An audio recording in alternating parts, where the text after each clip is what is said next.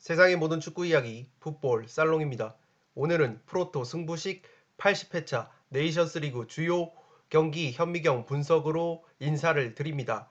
제가 지난주부터 프로토 승부식 경기들을 분석을 해 드리면서 앞으로 있을 승무패 48회차 경기에 어떤 영향을 미칠 수 있는 주요 A매치 유럽 축구 경기를 위주로 프로토 승부식 분석을 해 드린다고 말씀을 드렸고, 따라서 이번 80회차 네이션스 리그 현미경 분석 역시 이번 주말에 있을 승무패 48회차에 어떤 영향을 미칠 수 있는 주요 리그, 주요 선수들이 대거 포함된 메이저 경기들로만 분석을 해 드리려고 합니다.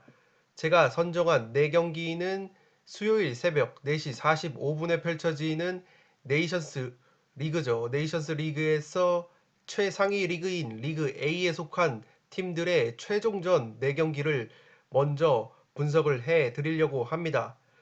현미경 분석에 들어가기에 앞서 하나 안내사항을 말씀드릴 것이 있는데, 현재 배트맨 사이트죠.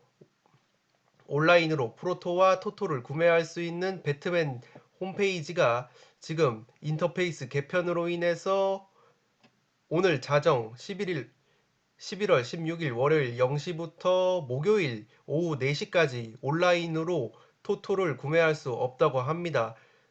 밑에 나와 있는 것처럼 온라인은 지금 판매가 일시 중지가 됐는데, 오프라인에서는 구매가 가능하다고 합니다. 따라서 온라인으로 주로 토토를 구매하시는 풋볼살롱 구독자 여러분들께서는 배트맨 홈페이지가 인터페이스 개편으로 인해서 19일 목요일까지 이용이 불가능함을 알려드리고, 따라서 구매를 원하실 경우에는 가까운 복권방이나 오프라인 매장에서 프로토와 토토를 구매하시기 바랍니다.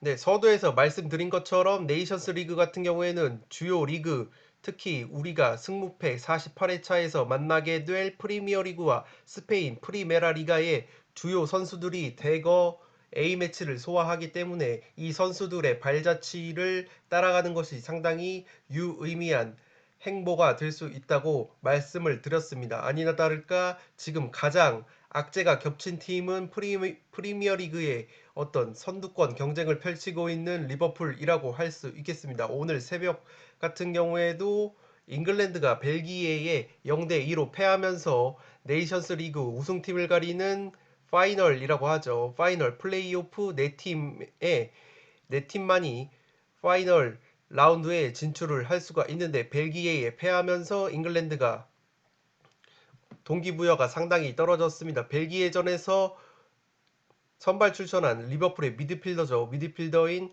조던 핸더슨 선수, 리버풀에선 주장을 맡고 있는 핵심 중앙 미드필더인 조던 핸더슨 선수가 지금 햄스트링 부상을 당했다는 현지 언론의 보도가 있습니다. 아직까지는 리버풀 구단 측에서 공식적인 입장이 나오지는 않았지만, 지금 조던 핸더슨 선수가 부상을 당했고 일찌감치 센터백이죠. 중앙 수비수인 조 고메즈 선수가 무릎 힘줄 부상을 당하면서 시즌 아웃까지도 예상이 되고 있습니다. 더군다나 지금 스코틀랜드의 주장이죠. 스코틀랜드의 주장 로버트슨 선수 역시 리버풀의 핵심 왼쪽 측면 수비수인데, 세르비아의 유로 2020 최종 플레이오프 결승에서 근육 부상을 당했다는 현지 언론의 보도가 있습니다. 따라서 이번 주말에 있을 승무패 48회차에 3번 경기로 들어왔죠. 제가 먼저 파악하기로는 원래는 승무패 48회차 3번 경기가 다른 경기였는데, 예비 경기에 있었던 리버풀과 레스터 시티 경기가 3번 경기로 들어왔습니다. 그러한 측면에서 봤을 때 지금 핸더슨 선수, 조 고메즈 선수, 그리고 로버트슨 선수까지 부상을 당했다는 현지 언론의 보도가 있기 때문에 리버풀과 레스터 시티의 경기는 상당히 이변이 발생할 여지가 높다고 봅니다.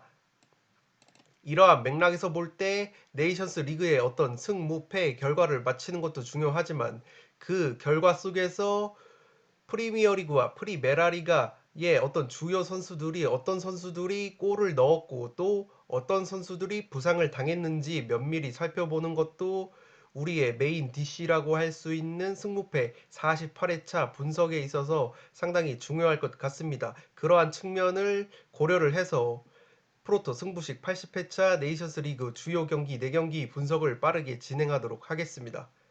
먼저 1번 경기입니다. 1번 경기는 크로아티아 대 포르투갈의 경기입니다. 두 팀 같은 경우에는 네이션스 리그 최상위 리그인 리그 A 3조입니다. 그룹 3조에 속해 있는데 크로아티아 같은 경우에는 최근 A매치에서 상당히 좋지 않은 모습을 보여주고 있습니다. 직전 네이션스 리그 스웨덴전에서 꼭 승리가 필요했는데 1대2로 패배를 하면서 마지막 이 포르투갈과의 최종전 경기 결과에 따라 리그 A에서 리그 B로 강등이 될 수도 있는 위기에 처한 것이 바로 크로아티아라고 보시면 되겠습니다. 4위 스웨덴과는 승점 3점으로 동률을 이루고 있고 네이션스 리그 같은 경우에는 승점이 동일할 때 승자승 원칙이죠. 맞대결 그래서 누가 더 좋은 성적을 거뒀냐를 따지는데 지금 크로아티아와 스웨덴이 1차전에서 이미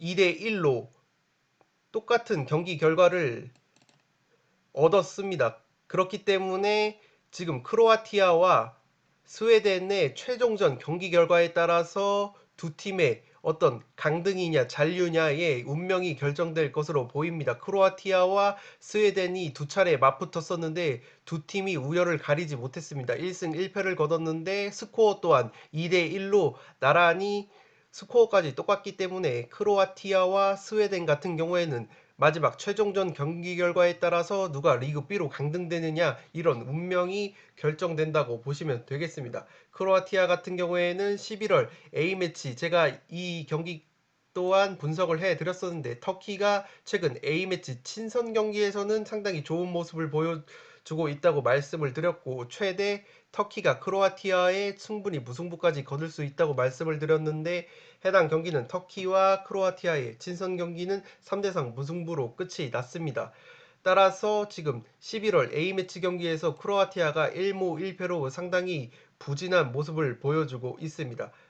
포르투갈과의 3경기 상대 전적을 따졌을 때에는 1무 2패로 단 1승도 거두지 못한 것이 크로아티아라고 보시면 되겠습니다. 크로아티아는 최근 A매치 홈 경기에선 그래도 득점 같은 경우에는 평균 1.8골로 두 골이 조금 안 되는 득점력을 보여주고 있지만 문제는 홈에서 상당히 실점이 많다는 점입니다. 홈에서 평균 두 골이나 실점을 하고 있기 때문에 지금 안 좋은 A매치 결과의 원인으로는 불안한 수비력을 들 수 있겠습니다. 제가 앞서 말씀드렸던 것처럼 네이션스 리그에서 스웨덴과 지금 백중세를 기록하고 있기 때문에 네이션스 리그 같은 경우에는 승점이 동률일 때 승자승을 따지는데 이렇게 백중세의 결과를 보였기 때문에 마지막 최종전에서 두 팀의 명운이 결정된다고 보시면 되겠습니다. 또한 크로아티아의 악재라고 볼 수 있는 것이 상당히 코로나19로 인해서 결장자가 많다는 점입니다. 오른쪽 측면 수비를 보고 있는 우레모비치 선수와 주장인 비다 선수가 지금 코로나19로 결장이 유력할 것으로 보입니다. 또한 분데스리가에서 바이에르 미넨을 호펜하임이 잡은 적이 있는데 그 호펜하임 출신 바이에르 미넨을 상대로도 골을 넣었던 그 장신 공격수 크라마리치 선수가 지금 코로나19로 크로아티아 대표팀에서 빠져있는 상황이죠. 또한 중앙 미드필더 인터밀란에서 활약하고 있는 브로조비치 그리고 마르세유의 주전 센터백인 칼레타 카 선수까지 지금 경고 누적으로 결장이 예상이 돼서 지금 갈 길이 바쁜 크로아티아지만 결장자로 인해서 전력 누수가 상당히 많을 것으로 예상이 됩니다. 불행 중 다행인 점은 그래도 베테랑 수비수 리버풀에서 활약을 했었던 중앙 수비수 데이안 로브렌 선수가 복귀가 가능하다고는 하나 로브렌 선수가 상당히 불안한 수비를 펼칠 때가 있기 때문에 그렇게까지 큰 힘이 될 것 같지는 않습니다. 그러한 점에서 반드시 승리 혹은 최소 무승부가 필요한 크로아티아가 이러한 수적 전력 누수 속에서 포르투갈을 상대로 선전을 할 가능성은 상당히 희박하다고 봅니다. 포르투갈 같은 경우에는 직전 프랑스와의 맞대결에서 패배를 했습니다.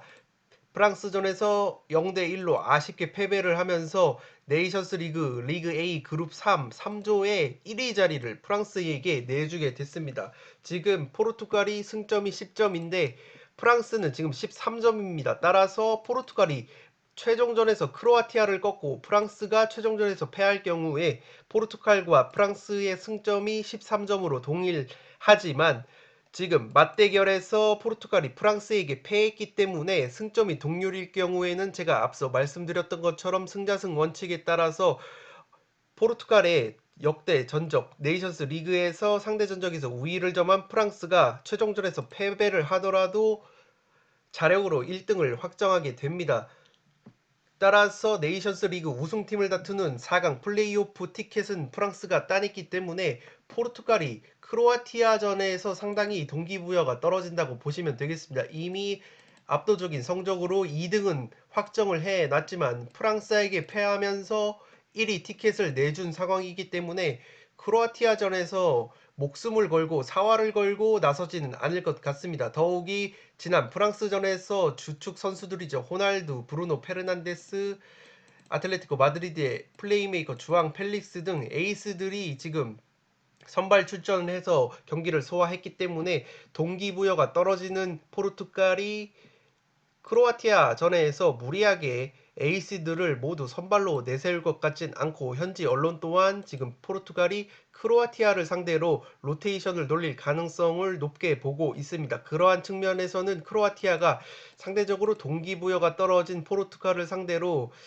선전을 할 수도 있다는 인사이트가 나오겠죠. 그렇지만 지금 포르투갈 현지 언론에서는 리버풀에서 최근 맹활약을 펼치고 있는 디오고 조타 선수죠. 최근 절정의 골 감각을 보여주고 있는 디오고 조타 선수를 왜 선발로 쓰지 않느냐는 현지 언론의 비판에 직면한 것이 포르투갈 대표팀입니다. 지난 프랑스전에서도 호날두 선수를 선발로 내세웠고 디오고 조타 선수는 후반전에 교체 투입을 하는 등 최근 절정의 폼을 보여주고 있는 디오고 조타 선수를 선발로 쓰지 않아서 이러한 결과가 나왔다. 프랑스에게 1위를 내준 결과가 나왔다는 비판에 직면을 했기 때문에 디오고 조타 선수를 크로아티아전에 어떤 부담이 없는 크로아티아전에 선발로 내세울 것이 유력해 보입니다. 또한 브루노 페르난데스 등 주축 미드필더들을 로테이션을 돌릴 경우에 그래도 백업 자원으로 있는 후앙 네베스 그리고 주앙 무티뉴 선수 이 울버햄튼의 듀오 이 두 선수 미드필더가 선발로 출격할 가능성이 높다고 봅니다. 그러한 측면에서 봤을 때 포르투갈이 제 아무리 동기부여가 떨어졌다고 해도 지금 스쿼드의 어떤 뎁스나 백업 선수들의 퀄리티를 봤을 때 충분히 백업 선수들이 선발로 나와도 지금 결장자가 많은 크로아티아를 상대로 굉장히 좋은 경기를 펼칠 가능성이 높다고 생각이 됩니다. 따라서 이 경기는 포르투갈이 지금 프랑스에게 1위, 조 1위 자리를 내줘서 동기부여가 떨어진다는 측면을 고려를 해봤을 때는 최대 크로아티아가 승리까지 거두기는 힘들지만 그래도 크로아티아는 지금 리그 B로의 강등이냐 리그 A 잔류냐 이런 절체절명의 위기 속에 있기 때문에 최대 무승부까지는 거둘 수 있겠지만 기본적으로 디오고 조타 등 백업 자원의 퀄리티가 우수한 포르투갈이 상대 전적에서도 압도적이고 지금 더욱이 포르투갈이 A매치 원정 경기에서 평균 2.5골을 넣고 있을 정도로 원정에서 화력이 괜찮고 실점은 단 한 골도 평균 한 골도 되지 않는 짠물 수비를 보여주고 있기 때문에 기본적으로는 포르투갈 사이드가 조금 더 유리해 보입니다. 따라서 정리를 해드리면 제가 항상 A매치 같은 경우에는 분석이 상당히 어렵기 때문에 일반 승모패와 핸디캡 혹은 2.5 언더오버 투트랙 접근을 추천을 드리죠.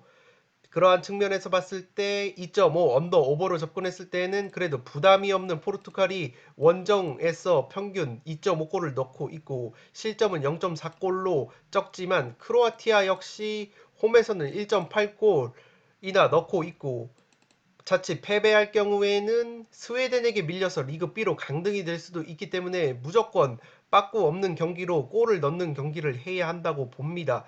그러한 점을 고려했을 때 2.5 언더 오버로 접근했을 때는 1번 경기는 2.5 오버가 유력해 보이고 앞서 말씀드렸던 것처럼 동기부여가 떨어졌다는 측면에서 크로아티아가 홈에서 최대 무승부까지는 바라볼 수 있지 않을까 싶습니다.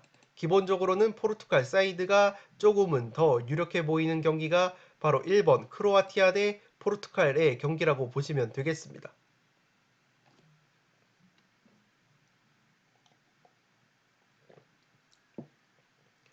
네, 이번 경기는 바로 프랑스 대 스웨덴의 경기입니다. 앞서 1번 경기에서 살펴봤듯이 프랑스는 직전 포르투갈과의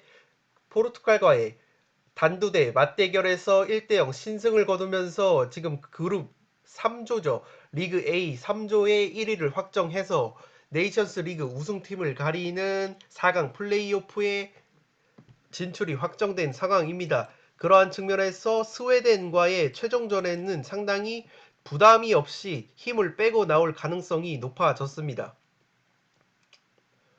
역대 스웨덴과의 상대 전적에서도 프랑스가 우위를 보이고 있고 지난 네이션스 리그에서 맞대결을 펼쳤죠. 스웨덴 원정을 떠났었을 때에는 프랑스의 에이스라고 볼 수 있는 킬리안 음바페 선수가 골을 넣으면서 1대0 신승을 거뒀습니다. 제가 이 경기를 프랑스의 승리 혹은 최대 스웨덴의 무승부가 아니라 스웨덴의 승리까지 바라보고 있는 것은 최근 프랑스가 포르투갈 원정을 떠나기 전에 핀란드와 평가전을 가졌었죠. 핀란드와의 평가전에서 0대2로 패배를 하는 이 경기 역시 상당히 프랑스 사이드가 유력해 보인다고 많은 분석가 분들이 분석을 했었고 배당 또한 프랑스 쪽에 쏠렸던 걸로 제가 알고 있는데 의외로 핀란드에게 0대2로 패하는 모습을 보여주면서 프랑스가 그렇게까지 지금 조직력이 다듬어지지 않았다는 평가를 받기도 했습니다. 그러한 측면에서 제가 앞서 말씀드렸던 것처럼 크로아티아와 리그 B로의 강등이냐 혹은 리그 A의 잔류냐를 놓고 지금 절체절명의 위기 속에 빠져 있는 스웨덴이 충분히 자신들의 고점 경기력이 나온다면 핀란드처럼 프랑스를 충분히 잡아볼 만하지 않을까라는 그런 분석에 이르렀습니다. 프랑스 같은 경우에는 A매치 홈 경기 경기당 2골로 괜찮은 득점력을 보여주고 있고 실점은 평균 한 골이 되지 않을 정도로 홈에서는 상당히 안정적인 수비력을 보여주고 있습니다. 앞서 포르투갈과의 리그 1등 결정전에서는 캉테 선수, 이 귀요미 은골로 캉테 선수가 결승골을 넣으면서 승리를 거뒀었는데 지난 포르투갈 원정에서 캉테, 폴포그마, 앙투안 그리즈만 그리고 라비오 등 주축 선수들이 대부분 풀타임을 소화를 했습니다. 특히 주전 미드필더들이 풀타임을 소화를 했기 때문에 이미 1등을 리그 A 그룹 3 1등을 확정한 상황에서 주전 선수들에게 무리하게 선발 출전을 강요하지는 않을 것 같습니다. 그러한 측면에서는 포르투갈 동기부여가 떨어진 포르투갈처럼 프랑스 역시 최종전에서 스웨덴과의 최종전에서는 평소 기회를 잡지 못했던 백업 선수들에게 상당히 출전 기회를 부여할 가능성이 높다고 봅니다. 프랑스의 공격 옵션이라고 할 수 있는 나빌 베키르 선수는 부상으로 아웃이 유력하고 지난 포르투갈전에서 결정했던 음바페 선수가 지금 부상으로 결장을 했는데 음바페 선수의 출전 여부는 확실히 정해진 것은 없는 것 같습니다. 현지 언론 보도 또한 지금 출전이 유력하다고 보는 언론이 있는데 음바페 선수가 나올 수 있냐 없냐도 프랑스의 어떤 공격 진의 화력이 세냐 약하냐를 결정하는 데 있어서 중요한 요소로 꼽힐 것 같습니다. 반면에 스웨덴 같은 경우에는 크로아티아와 지금 승점이 동률인 상황에서 만약에 프랑스를 상대로 승리 혹은 승점을 챙길 경우에는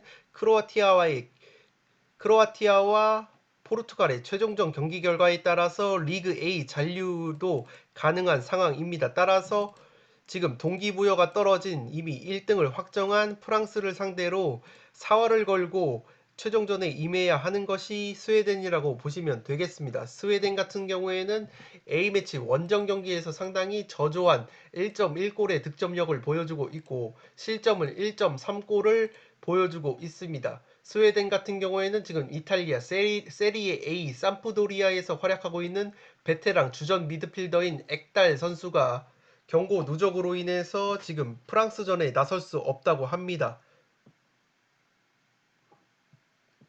스웨덴이 기대를 걸고 있는 것은 유벤투스에서 활약하고 있는 20살 신예 공격수 쿨루셉스키 선수가 지난 크로아티아와의 맞대결에서 골맛을 보면서 예열을 마쳤죠.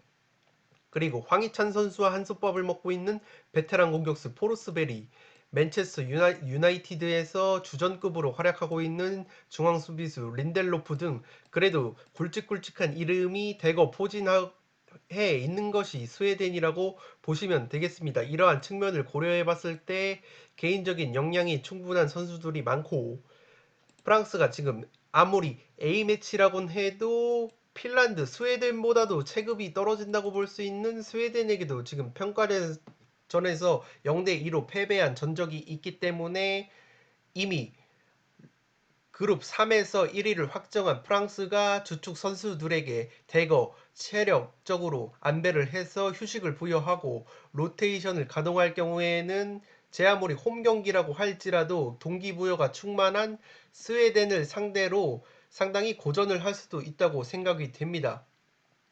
그렇지만 워낙에 프랑스가 홈 경기에서 압도적인 모습을 보여주고 있고, 프랑스 역시 백업 자원이라고 해도 공격진의 올리비에 지루랄지 상당히 스쿼드 뎁스가 탄탄하기 때문에 프랑스가 백업 멤버만 들고 나와도 스웨덴과 좋은 경기를 펼칠 가능성이 높다고 생각이 됩니다.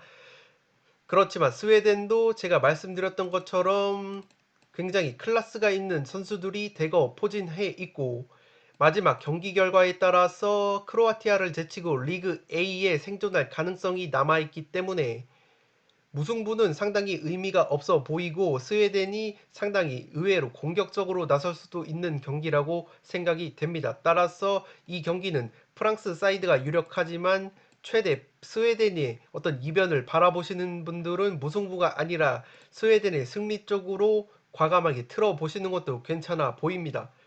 그러한 측면에서 봤을 때 2.5 언더 오버로 접근했을 때 충분히 그래도 프랑스가 홈에서는 평균 한 골도 내주지 않는 수비력을 보여주고 있기 때문에 프랑스가 이미 1위를 확정한 상황에서 안정된 경기 운영을 펼친다면 충분히 스웨덴에게 한 골 이상을 실점할 가능성은 없다고 봅니다.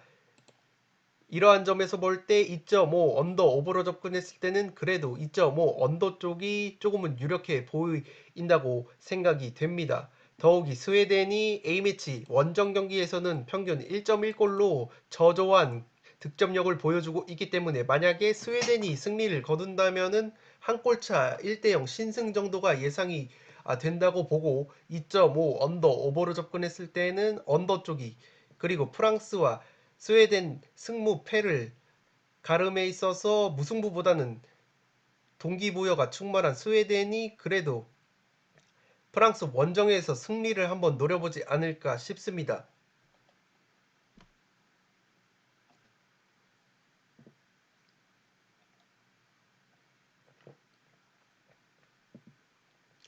네, 3번 경기는 바로 스페인과 독일의 맞대결입니다.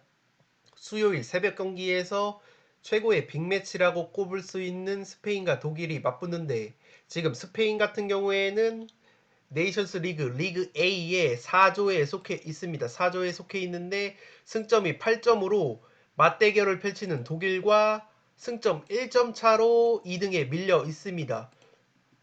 따라서 이 경기 같은 경우에는 리그 A 4조의 1등 결정전이라고 보시면 되겠고, 여기서 승리를 거둔 팀이 네이션스 리그 우승을 다툴 수 있는 4강 플레이오프에 진출한다고 보시면 되겠습니다. 스페인 같은 경우에는 11월 A매치 경기에서 모두 1대1 무승부를 거뒀습니다. 네덜란드와 스위스를 만나서 모두 1대1 무승부로 상당히 네임밸류에 비해서 경기 결과가 좋은 편은 아니었습니다. 또한 직전 스위스와의 어떤 중요한 경기였죠. 네이션스 리그 경기에서 믿었던 주장 세르히오 라모스 선수가 페널티킥을 무려 2개나 실축을 하면서 스위스와 1대1로 비긴 것이 지금 독일과의 어떤 순위 경쟁에 있어서 밀리게 된 결정적인 원인이라고 볼 수 있겠습니다. 최근 A매치 원정 경기에서는 4무 1패로 부진했지만 홈에서는 4승을 거두면서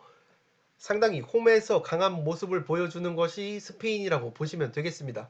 지난 9월 네이션스 리그에서 독일과 한 차례 맞대결을 펼쳤는데 그때는 1대1 무승부를 거뒀고, 앞서 말씀드린 것처럼 스페인이 홈에서는 상당히 득점이나 실점 면에서 준수한 스탯을 보여주고 있습니다. 경기당 2.1골을 득점을 하고 있고 실점은 평균 0.5골로 짠물 수비를 보여주는 게 바로 홈에서의 스페인이라고 보시면 되겠습니다. 스페인은 지금 발렌시아에서 주전 풀백, 왼쪽 풀백으로 활약하고 있는 호세 가야 선수가 머리 부상으로 인해서 지금 출전이 불투명한 상황이고, 리즈 유나이티드에서 활약을 하고 있는 공격수 로드리고 선수 또한 지금 부상으로 출전이 불투명하다고 합니다. 로드리고 같은 경우에는 지난 독일과의 맞대결을 해서 어시스트를 기록했을 정도로 독일전에서 좋은 모습을 보여줬었는데, 스페인 입장에서는 로드리고 선수가 나오지 못한다는 것은 공격 쪽에 조금은 전력 누수가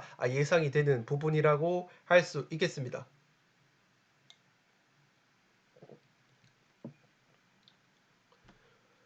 네, 독일 같은 경우에는 직전 우크라이나와의 네이션스 리그 맞대결에서 3대1 승리를 거두면서 지금 스페인을 제치고 조 1위를 탈환한 상황입니다. 더욱이 해당 경기에서 우크라이나를 상대로 주포인 베르너 선수가 2골을 넣었고, 르로이 사네 선수도 1골을 넣으면서 주요 공격수들이 골맛을 보면서 지금 스페인전을 앞두고 상당히 발끝 감각을 한껏 끌어올렸습니다. 베르너 같은 경우에는 지난 9월 스페인과의 말대결에서 1대1 무승부를 거뒀을 때 선제골을 넣는 등 스페인을 상대로도 골맛을 봤기 때문에 베르너 선수가 스페인전을 앞두고 상당히 자신감이 올라온 상황입니다.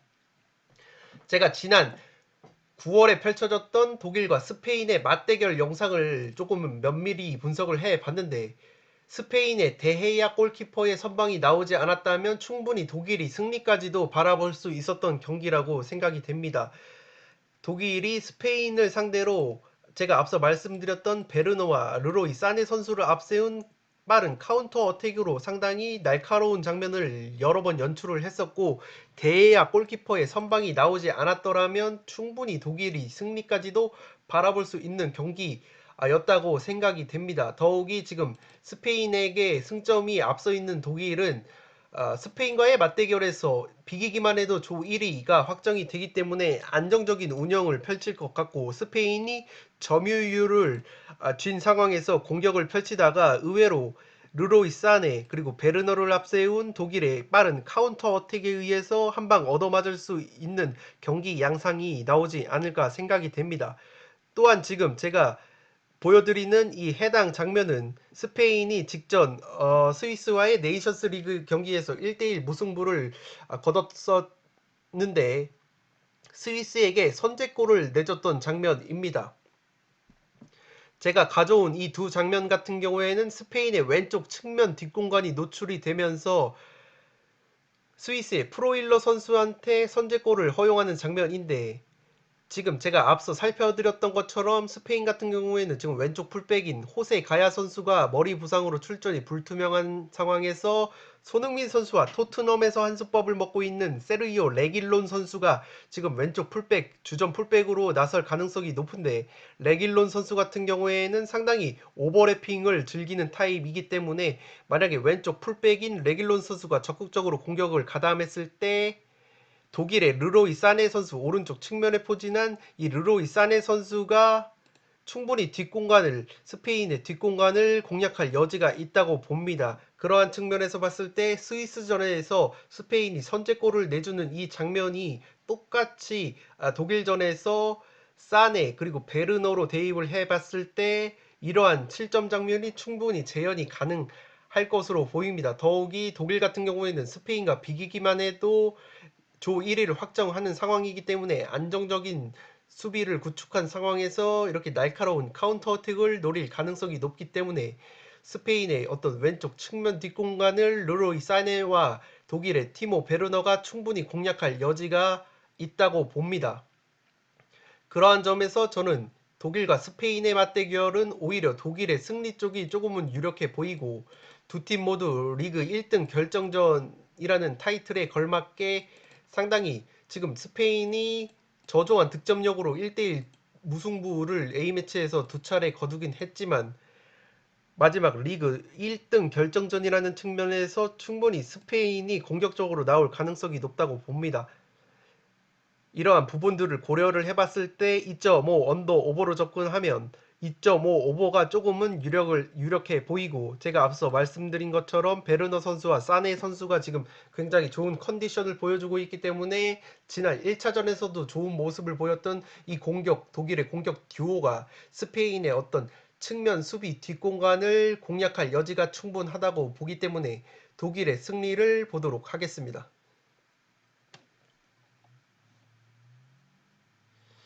네, 마지막 경기는 스위스 대 우크라이나의 경기입니다. 이 경기는 그룹 4의 꼴등 결정전이라고 보시면 되겠습니다.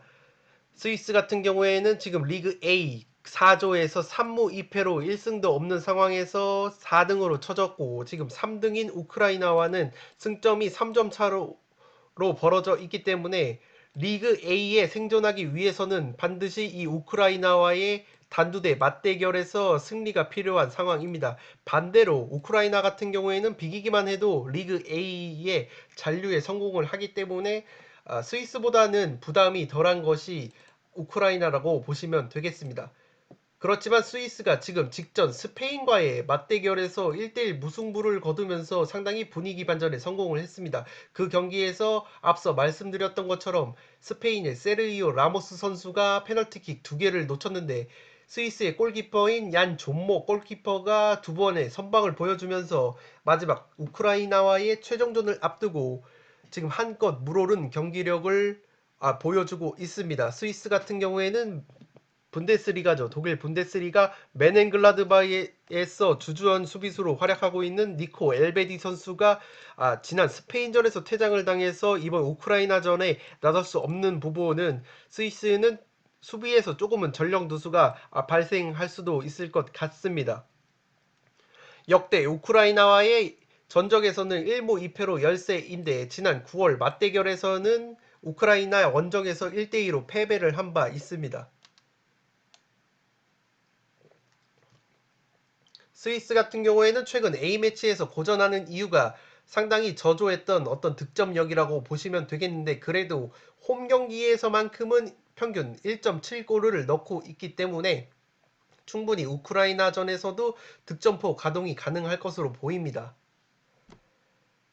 가장 큰 힘이 되는 것은 지난 우크라이나 원정에서 패배를 했을 때는 리버풀에서 활약하고 있는 이 샤키리 선수도, 스위스 메시라고 불리는 이 샤키리 선수가 나오지 않았기 때문에 이 샤키리 선수가 복귀한 것은 우크라이나 원정을 앞두고 상당히 자신감을 가질 수 있는 요소라고 보시면 되겠습니다. 샤키리 선수가 지난 스페인과의 경기에서도 활발한 움직임을 보여줬기 때문에 이번 우크라이나전에서도 활약이 기대되는 부분이고, 앞서 말씀드렸던 것처럼 스페인전에서 페널티킥을 2개나 막아낸 얀 존모 골키퍼도 상당히 좋은 모습을 보여주고 있고, 아스날에서 활약하고 있는 그라니트 자카, 뉴캐슬의 수비수 파비안 셰어, 아칸지, 그리고 도르트문트에서 중앙 수비수죠. 아칸지 선수까지 포진한 이 수비진 역시 안정적이라고 보기 때문에 스위스가 최근 스페인전 무승부로 분위기 반전을 했고, 더욱이 우크라이나 같은 경우에는 지금 코로나19로 인해서 결장자가 상당히 많은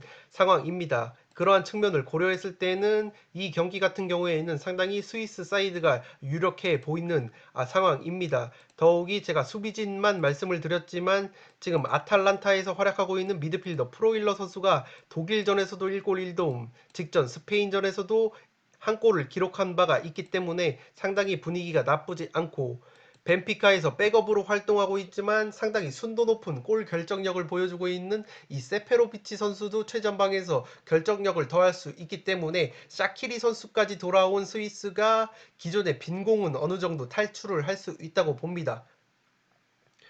더욱이 지금 우크라이나는 코로나19로 인해서 대거 결장자가 발생을 했고, 아니나 다를까 11월 A매치에서 2패를 당하면서 코로나19로 결장하는 주축 선수들의 공백을 뼈저리게 느끼고 있습니다.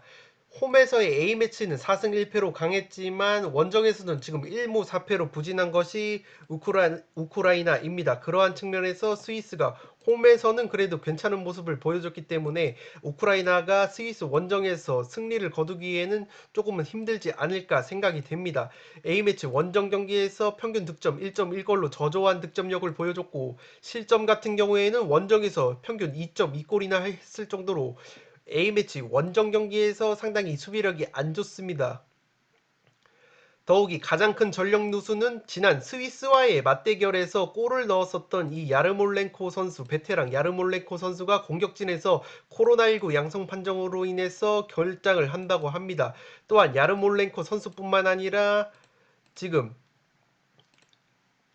코발렌코 선수, 샤흐타르에서 활약하고 있는 중앙 미드필더 코발렌코, 그리고 시도르츠쿠 중앙 미드필더죠. 디나모 키예프에서 활약하고 있는 시도르츠쿠까지 지금 코로나19로 결장이 되기 때문에 중원과 2선 공격 자원에 상당히 전력 누수가 예상되는 우크라이나입니다. 더욱이 지금 36살의 노장 골키퍼인 펴토우 선수가 골문을 지키고 있는데 최근에는 확실히 젊은 골키퍼죠. 디나모의 주전 골키퍼인 부스찬 선수가 상당히 좋은 모습을 보여줬었는데 지난달 코로나19 확진 이후에 좀처럼 복귀를 하지 못하고 있습니다. 따라서 지금 공수에서 전력 누수가 예상이 되는 우크라이나이고 지금 기대를 걸 수 있는 것은 맨시티에서 활약하고 있는 진첸코 선수 지난 스위스와의 맞대결에서 골을 넣긴 했는데 지금 진첸코 선수가 소속팀이나 대표팀에서 득점포를 가동하지 못하고 있습니다.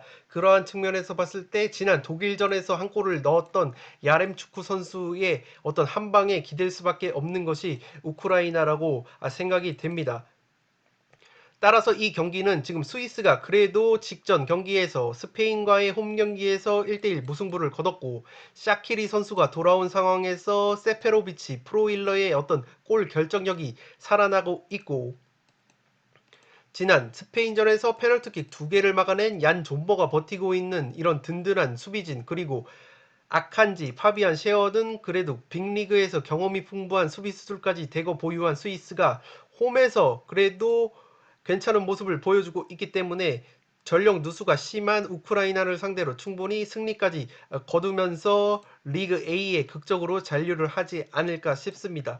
그리고 2.5 언더 오버를 따졌을 때 지금 우크라이나가 원정 경기에서 평균 2골 이상을 실점하고 있고 스위스가 스페인전에서도 골맛을 봤었고 주축 공격수들이 나쁘지 않은 컨디션을 보여주고 있다는 점에서 충분히 2.5 언더 오버로 접근했을 때 스위스가 그래도 2대1 승리 정도는 거두지 않을까 싶습니다. 2.5 언더 오버로 접근했을 때는 두 팀의 맞대결은 의외로 2.5 언더가 아니라 2.5 오버 쪽이 조금은 유력해 보이지 않나 싶습니다. 네, 이것으로 프로토 승부식 80회차 네이션스 리그 A매치 주요 경기 4경기 현미경 분석을 모두 마치도록 하겠습니다. 풋볼 살롱의 어떤 주중 스케줄을 간략하게 예고해드리면 추후에 있을 네이션스 리그 A매치 중에서 제가 앞서 말씀드렸던 것처럼 승무패 48회차에 영향을 줄 수 있는 주요 선수들이 포함된 주요 A매치 분석을 몇 경기 더 해드리려고 하고 풋볼 살롱 같은 경우에는 지금 주말에 있을 승무패 48회차 분석에 조금은 집중을 하려고 합니다. 아무래도 승무패 47회차가 1등 금액이 2월이 됐었고 승무패 48회차가 승무패 47회차보다는 경기 매치업 라인업이 그래도 난해한 경기가 조금은 줄어든 것 같아서 48회차에 어떤 구독자분들의 적중을 위해서 조금은 승무패 48회차 분석에 주력을 할까 합니다. 네, 끝으로 항상 제가 말씀드리듯이 A매치 같은 경우에는 상당히 분석대로 나오지 않는 경기 결과가 나오지 않는 경향이 많고 승무패 그리고 언더 오버 그리고 핸디캡 이렇게 투트랙, 쓰리트랙 접근을 추천을 드리기 때문에 풋볼 살롱이 제시하는 이런 최종 픽들 같은 경우에는 여러분들이 구성한 나만의 픽에 참고용으로만 활용을 하시고 그대로 절대 따라가지 마시기 바랍니다. 그대로 따라가실 경우에는 상당히 적중률이 떨어지는 경향이 있고 오히려 나만의 픽 한두 개의 풋볼 살롱이 제시드린 이런 여러 가지 자료와 인사이트 그리고 스토리를 통해서 나만의 결과를 도출하셔서 결합을 했을 경우에 상당히 구독자분들께서도 적중에 근접하는 것을 이번 회차 프로토 분석에서 상당히 많이 목격을 했기 때문에 이 풋볼살롱이 제시하는 픽은 어디까지나 참고용으로 활용만 하시기 바랍니다. 네, 끝으로 영상이 도움이 되신 분들은 좋아요와 구독 버튼을 눌러주시면 풋볼살롱 채널에 크나큰 도움이 됩니다. 구독 버튼 옆에 종 모양의 알림 설정을 해 주시면 그 누구보다 양질의 프로토 그리고 토토 승무패 컨텐츠를 만나보실 수 있습니다. 네, 저는 다음 프로토 승부식 80회차 네이션스 리그 주요 경기 현미경 분석으로 돌아올 것을 약속드리면서 이만 물러가 보도록 하겠습니다. 제가 오늘 분석해드린 경기 같은 경우에는 수요일 새벽에 진행되는 경기이기 때문에 화요일까지 판매가 되죠. 따라서 제가 화요일날 해당 경기에서 어떤 주요 선수들이 결장을 한다거나 기타 다른 굵직굵직한 소식이 전해지면 풋볼살롱 채널의 커뮤니티 공지사항을 통해 최대한 알려드리도록 하겠습니다. 지금까지 풋볼살롱이었습니다. 감사합니다.